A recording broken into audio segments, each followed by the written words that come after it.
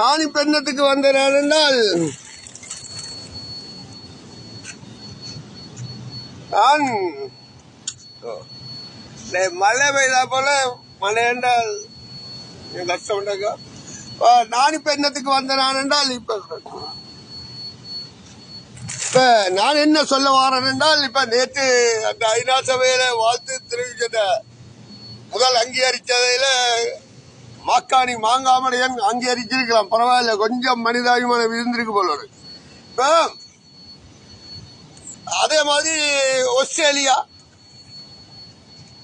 UK, ஆனால் நீங்க ஒரு புத்திசாலித்தனமான ஒரு நாட்டை பாருங்க.